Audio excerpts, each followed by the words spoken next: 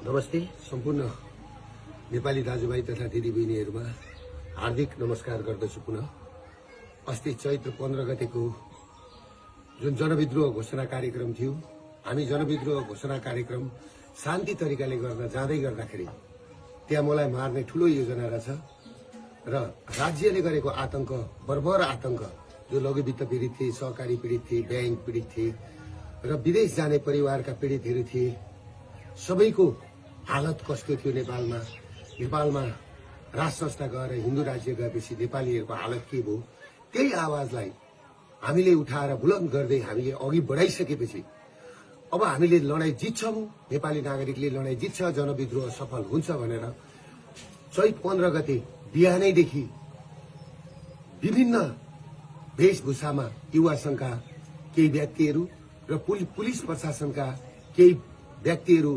Civil ड्रेसमा हात हतियार सहित गएर अर्काको घरमा चढेर बिहानैदेखि घर कब्जा गरेर जुन घटना पुलिस प्रशासनले घटायो र हामी कार्यक्रम स्थल 1:30 बजे पुग्दै गर्दाखेरि कार्यक्रम स्थल पुग्नुभन्दा 15 मिनेट अगाडि नै हामी जहाँ स्टेज बनायौं, हामीले त्यत्रो खर्च गरेर शान्तिपूर्ण प्रदर्शन गर्ने भनेर हाम्रा पाहुनाहरू हामीलाई स्टेजै पुग्न नदिकिन बाटैबाट गोली हानेर चाहिँ नि लखेट्न थालेपछि, टियर ग्यास हान्न थालेपछि त्यस पछाडि हामी अघि बढ्नु पर्यो। म किन अघि बढेको भने सम्पूर्ण प्रहरी जवानलाई लागेको होला। म प्रहरीलाई जति माया गर्ने मान्छे म कोही छैन र दिन दुखीलाई माया गर्ने मान्छे म जतिको कोही छैन। प्रहरीलाई लाग्यो होला दुर्गा प्रसादले पेलो भनेर, तर मैले त्यहाँ पुग्दाखेरि के सुरागी पाएँ भन्दाखेरि त्यहाँ माथि छतमा साफ सुथरहरू बसेर मलाई टार्गेट बनाएको भन्ने मैले बुझिसकेको थिएँ। र अर्को कुरो के थियो भन्दाखेरि मेरो कानको छेउबाट गोली गयो। तिनकुनेमा पुग्दाखेरि, मेन ठाउँमा पुग्दाखेरि, स्टेजको छेउमा पुग्दा र म त्यस पछाडि मैले कुरो बुझिसकेपछि मेरो कानको छेउबाट गोली पनि गयो।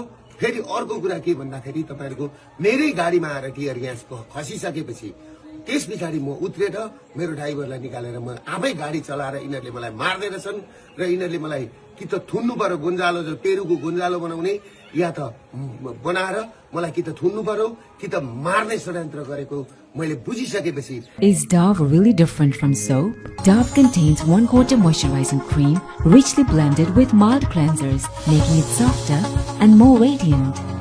मेरो अन्त कहीँ उपाय नभएर म पुलिसको ब्यारिकेड तोडेर सुरक्षित स्तरतिर म पुगेको थिएँ र म पुगेको हुँ र मैले पुलिसलाई चित्त दुखाउने काम मैले गरेका छैन।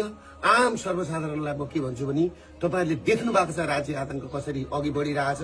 किनभने माओवादीको उसमा चाहिँ 3000 जति मान्छे आए अनि मान्छे आएनन् भनेर हाम्रा मान्छे बढी हुन्छन्। काठमाडौँमा हाम्रो त्यो दिन मान्छे 5 लाख मान्छे उत्रिदै थिए। हाम्रो कलङ्कीको मास आउन दिएन, हाम्रो गौशालाको मास आउन दिएन, हाम्रो बसपाको मास आउन दिएन। सबै जुलुसलाई बाटोमै रोकेर सुरुमै कार्यक्रम स्थल हामी पुग्नुभन्दा 15 मिनेट अगाडिदेखि नै रणभूमि जस्तो बनाएको थियो। त्यसले गर्दाखेरि कुन नेपाली दाजुभाइ दिदीबहिनीहरूको आँखाबाट आँसु झर्दैन, कसको ब्लड खुन ताप्दैन। त्यसले गर्दाखेरि म आफू सुरक्षित हुन सुरक्षाकर्मीको घेरा तोडेर भित्र पसेको सुरक्षाकर्मीलाई म के भन्न चाहन्छु भने तपाईहरु प्रति मेरो कुनै लक्षित दुश्मनी होइन, तपाईहरु राज्यको संयन्त्र हो। तपाईहरुलाई पर्न गएको चोटमा म क्षमा चाहन्छु। तर एउटा कुरो के छ भन्दाखेरि दुर्गा प्रसाद तपाईहरुबाट टाढा छैन र केही साथीहरु, केही 12 भाइ मिडियाहरु मेरो पछाडि हात धोएर लागेका छन्। यिनीहरु भनेको क्रिस्चियनको पैसा खाएर, युएसआईडी को पैसा खाएर, युरोपियन युनियनको पैसा खाएर आज देश तहस नहस बनाएको छ र केही मारवाडी तस्करहरू र 12 भाइ मिडियाहरु जुन तरिकाले लागेका छन् सोशल मिडियामा बोल्ने बुद्धिजीवी दाजुभाइ दिदीबहिनीहरूलाई, सबै बुद्धिजीवी विज्ञ वर्गहरूलाई म के भन्छु भने यो नागरिक विद्रोहलाई सफल पार्न सबैजना सहयोग गरिदिनुहोस्। म भागेको छुइनँ, म भाग्दिन। पुलिस प्रशासनले मलाई खोज्नु पर्दैन, किनभने मलाई गुन्जालो बनाएर यो आन्दोलन दबाउने कोसिस गरिएको छ। म सुरक्षित मात्रै बसेको, मलाई साफ भेटेको ठाउँमा गोली हान्नु भन्ने प्रधानमन्त्रीको आदेश छ भन्ने कुरो मैले सुनेपछि म सुरक्षित मात्रै बसेको, मलाई साफ भेटेको ठाउँमा गोली हान्नु भन्ने प्रधानमन्त्रीको आदेश छ भन्ने कुरो मैले सुनेपछि म सुरक्षित ठाउँमा बसेको छु।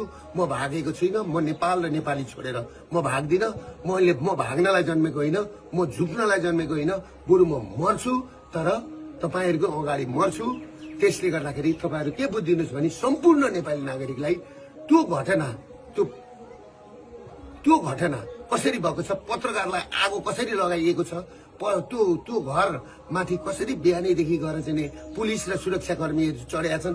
र अर्को कुरो के छ भने हाम्रो अभियानले म फिल्ड कमान्डर, म कमान्डर हुँदै हुँदाखेरि मेरो मुखबाट सुन्नुभयो तपाईँहरूले चाहिँ नि सुनेको छ, फलानुलाई आगो लगा, फलानु घर आगो लगा, गोली हान भनेर मैले त्यहाँ भनेको छु। बरु एयरपोर्ट कब्जा गरौँ, संसद भवन कब्जा गरौँ, मान्छेका घरमा आगो लगाउने तोडफोड गर्ने काम नगर साथीभाइ हो भनेर मैले भनेको छु।